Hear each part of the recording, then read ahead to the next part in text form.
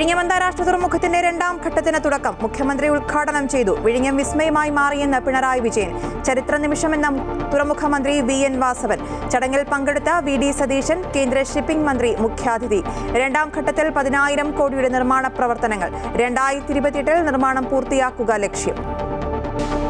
കേരളത്തിന് പുതിയ അതിവേഗ റെയിൽവേ പദ്ധതിയുമായി ശ്രീധരൻ. 3.25 മണിക്കൂറിൽ തിരുവനന്തപുരം കണ്ണൂർ യാത്ര സാധ്യമാക്കുന്ന പദ്ധതിയുടെ ചെലവ് 1 ലക്ഷം കോടി രൂപ. റെയിൽവേ മന്ത്രിയെ കണ്ടെന്നും 15 ദിവസത്തിനകം അനുമതി ലഭിക്കുമെന്നും ശ്രീധരൻ. കേരളയിലില്ലെങ്കിൽ ആ മഞ്ഞക്കുറ്റിയൊന്ന് ഊരിക്കളയാമോ എന്ന് രമേശ് ചെന്നിത്തല. പാർട്ടിക്കെതിരെ ഗുരുതര വെളിപ്പെടുത്തൽ നടത്തിയ CPM കണ്ണൂർ ജില്ലാ കമ്മിറ്റി അംഗം V കുഞ്ഞികൃഷ്ണനെ തള്ളി ജില്ലാ നേതൃത്വം. ആരോപണം വാസ്തവവിരുദ്ധമെന്നും പാർട്ടി അപമാനിക്കാനുള്ള നീക്കമെന്നും MP ജയരാജൻ.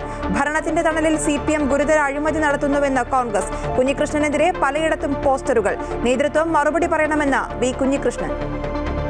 ശബരിമല സ്വർണ്ണക്കൊള്ളക്കേസിൽ SITയുടെ വീഴ്ചയ്ക്കെതിരെ പ്രതിപക്ഷ നേതാവ്. കുറ്റപത്രം സമർപ്പിക്കാത്തത് മുഖ്യമന്ത്രിയുടെ ഓഫീസിലെ സമ്മർദ്ദം കാരണമെന്ന് VD സതീശൻ. കേസിൽപ്പെട്ട നേതാക്കളെ CPM സംരക്ഷിക്കുന്നുവെന്ന് സണ്ണി ജോസഫ്. 27-ന് കോൺഗ്രസിന്റെ പ്രതിഷേധ സംഗമം. സെൻട്രൽ മോട്ടോർ വാഹന ചട്ടത്തിൽ ഭേദഗതി. വാഹന ചലാൻ സംവിധാനം കൂടുതൽ കർശനമാക്കി. വർഷത്തിൽ 5 ചലാൻ കിട്ടിയാൽ ഡ്രൈവിംഗ് ലൈസൻസ് അയോഗ്യമാക്കും. 20 കോടിയുടെ ക്രിസ്മസ് പുതുവത്സര ബമ്പർ കോട്ടയത്ത് വിറ്റ ടിക്കറ്റിന് ഒന്നാം സമ്മാനം XC 138455 എന്ന നമ്പറിന്.